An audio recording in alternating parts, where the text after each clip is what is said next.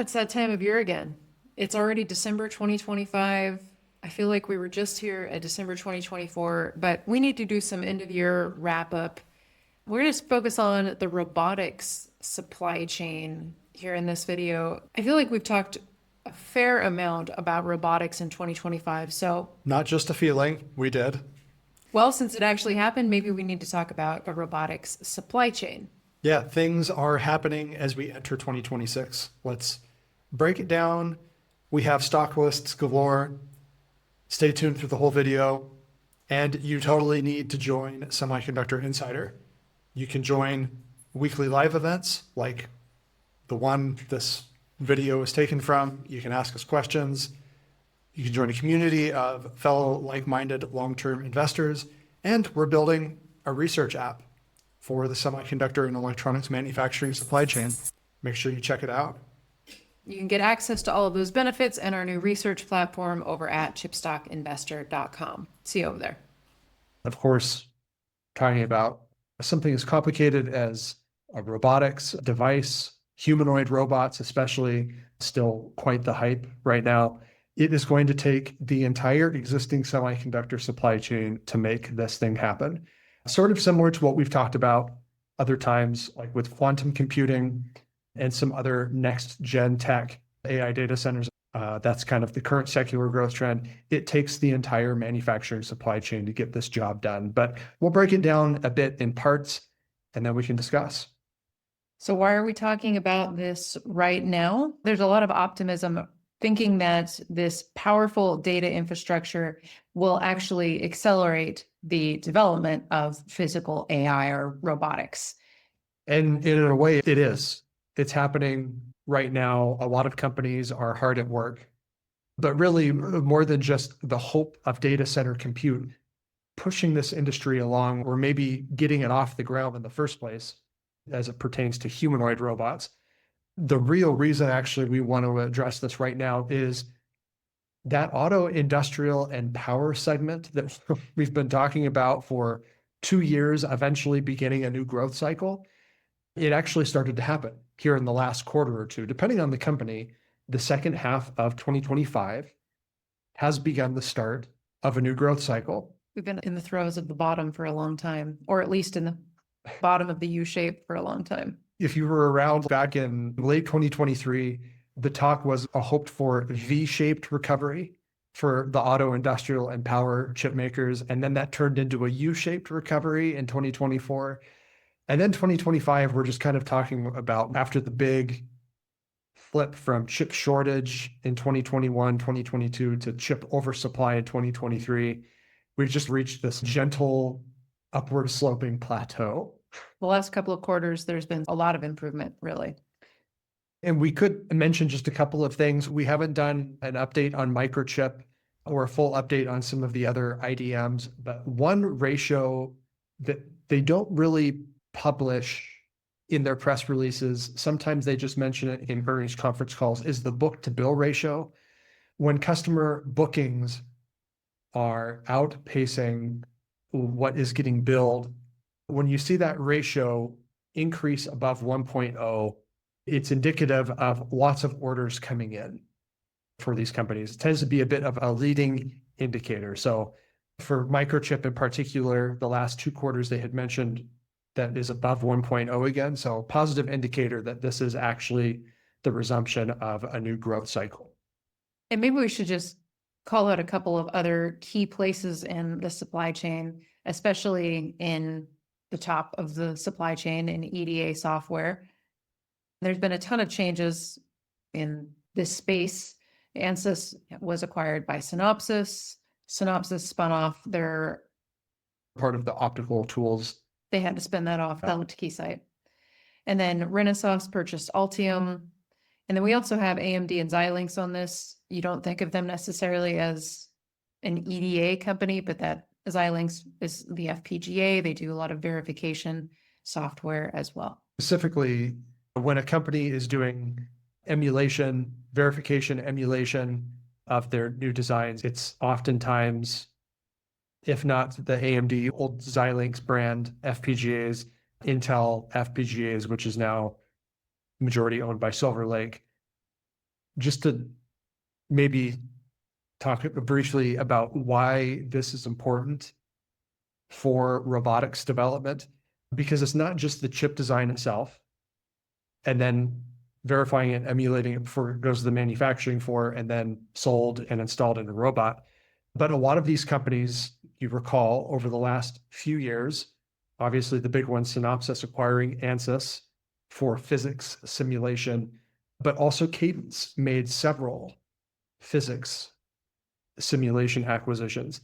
Siemens, for their EDA segment, also has made a couple of pretty sizable physics simulation acquisitions in the last couple of years. That's kind of the core product. About 15 billion in revenue for the EDA core software businesses this year, but it's more than just EDA these days. Simulation is a big part of this. So as these companies design the chips, they also want to design and simulate the full system. And in this case, it would be like robotics. And this is some of the idea behind why Nvidia took that 2 billion stake in Synopsys just a couple of weeks ago, is to take not just the systems design and simulating that, but then also taking the system design and plopping it down into a digital twin. You had the slide of a factory with a bunch of cobots on a manufacturing line, seeing how those might operate and behave together in that virtual environment before going out and building the thing first. So all of this stuff really interconnected, and it's all going to start with a lot of these EDA companies and their simulation software in developing new robotic products. Usually we're talking about the top three chips: logic chips, networking, and storage. But really, there is also that fourth one, power and sensors, because power source, power management, and how a robotics device will interact with the real world, its motion control, all of that is very important when we're talking about a robotic system. And there's a lot of silicon that needs to be allocated, especially to this fourth one, because there's so many components involved in each movement. We'll just talk about a brief update that happened at the beginning of the year. The product revenue for IDMs and fabless companies, 690 billion, is actually now up to 770 billion annually. Yeah, this is pretty wild. This is from WSTS, which we'll discuss again here at the end of this presentation. But at the beginning of the year, that semiconductor end market sales expected to be 690 billion was basically like a mid-teens growth rate over 2024. The big increase in sales, up to 770 billion now, according to WSTS, implies 22% year-over-year growth, which is faster than how the market grew in 2024. Again, we'll come back to this, but the point here being this growth cycle and really the entire bull market up to this point was basically kicked off by Nvidia and the hyperscalers buying accelerated computing to update their data center workloads, which are huge, massive, hundreds of billions of dollars in revenue tied to these hyperscaler workloads. That bull market is starting to spread out of the data center, and some economic activity starting to pick up in other parts of the semiconductor market, including auto and industrial. So let's walk through what the auto industrial supply chain looks like. What's behind the 770 billion in end market sales for the semiconductor product companies? So that first part, logic chip, microcontroller, and other processor IDMs. Intel, of course, is a big one. ST Micro, Infineon, Renesas, NXP, Microchip. Of all of these companies, only one is in our portfolio, which is Microchip. We're starting with this one because a lot of the logic chips, microcontrollers in a robotics system, like an automobile, are actually microcontrollers, which are compared to super fast, very powerful GPU or even a CPU. Microcontrollers tend to be pretty simple. They have a simple instruction set that controls just one specific set of instructions for a part of the robotic system. So it's a microcontroller that holds the instructions for how the movements of a joint, like the hand, is supposed to operate. in those instructions that operate the different motions, helps control the power moving to those different joints. So you have a bit of logic, a bit of memory on the die, and then the microcontroller unit will usually have inputs and outputs for controlling that type of thing. A type of system on chip. Yep. I think this is probably what gets more of the attention. Obviously, companies like Nvidia, when they're talking about their work in robotics, it's like the central brain, the central processing unit of the robotic system. And obviously, the biggest players in this would be Nvidia and AMD, but also Qualcomm. MediaTek has a lot of these chips. Lattice, which focuses on FPGA or field programmable gate array chips, so they can actually program those with software. And then Umbrella also doing some of these logic chips for robotics. All of these ones are categorized together because they're fabless companies. They outsource their manufacturing to a TSMC. Of these ones, we own Nvidia, AMD, Qualcomm, and Lattice. Qualcomm, an interesting play in this one, right? A lot of announcements as of late in industrial IoT, which you could classify at least some of that as a robotics industry, doing a lot of work with Saudi Arabia's Humanoid and related announcements with their data center, entrance into the AI data center as well, with some of these new logic chips. All right, how about that second portion, the networking portion of the computing system? Here's some of the big names in networking chips and custom silicon and all fabless designers. Marvell just sold their Ethernet business, so that puts them more squarely in the data center and enterprise market. Broadcom has a pretty sizable industrial segment. And this list is a little sparse because we're going to do a networking deep dive after Broadcom earnings. Hopefully next week we'll have that out. But sub-industry deep dive, specifically, it'll be as it pertains to optical and silicon photonics for the data center, but there would definitely be some overlap here for robotics as well. So moving data around the robotic system, because there's a lot of sensor data that gets collected and a lot of interaction and back and forth with the central computer in a robotic system. So Broadcom would be in particular one to watch if this takes off. And then finally, we need to get to the big one.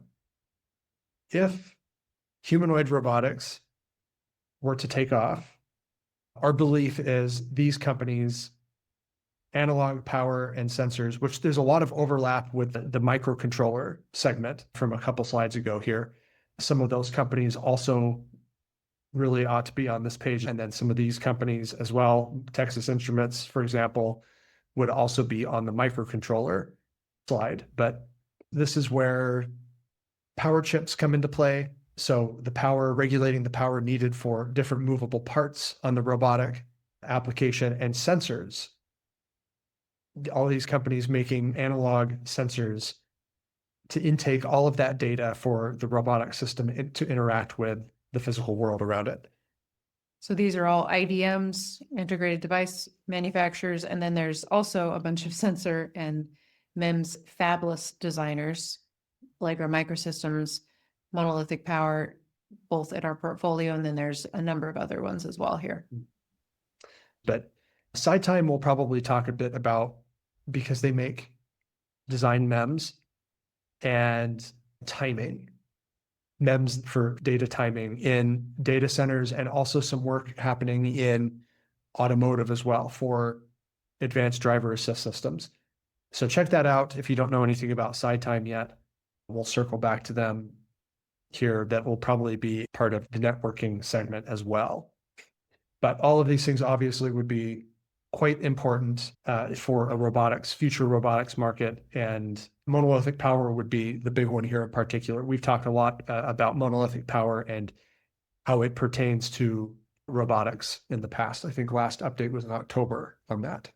And we recently had an update on Allegro, looking at it through the lens of robotics as well, if you haven't caught that yet. And if there is a leader in robotics that could emerge, it could come from a current industrial giant like somebody here, one of these companies?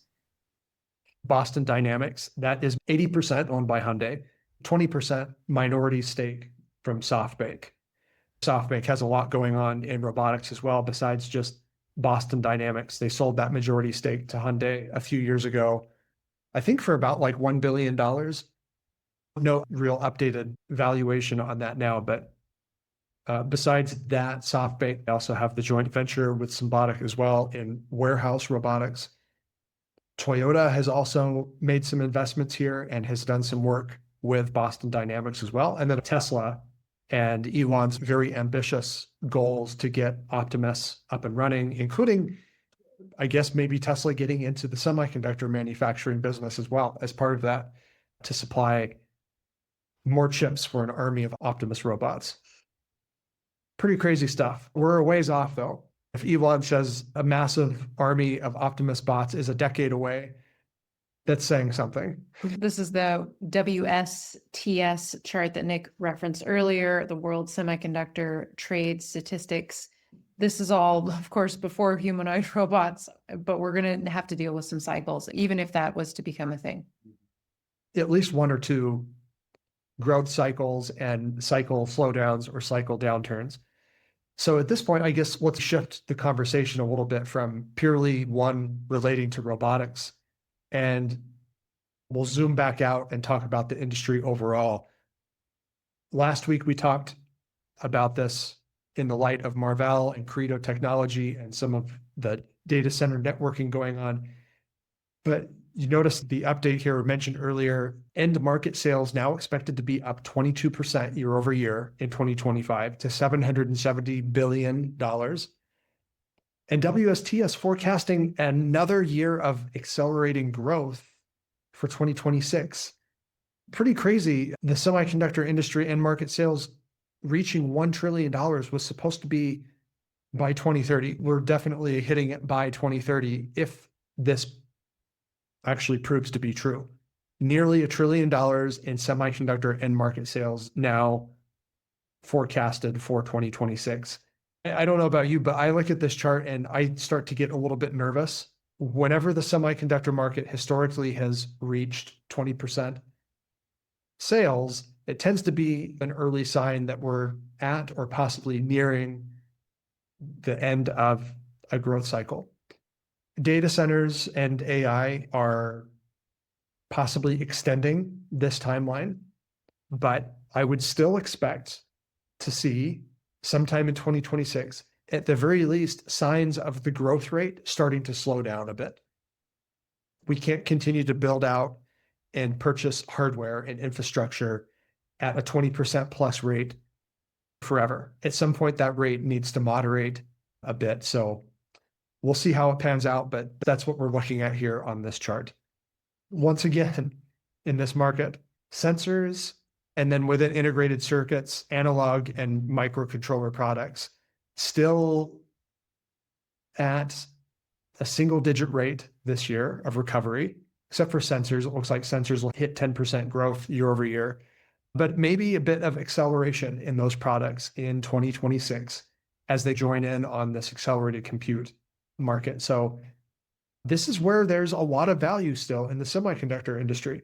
Even after a couple of years, very fast growth spawned by Nvidia and the accelerated computing market, these guys have been laggards, and you'll still find a lot of companies trading for very reasonable valuations within analog companies that make microcontrollers, those auto, industrial, and power chip stocks. So if you're looking for value, if that's your angle on investing, this is where you should probably be looking right now.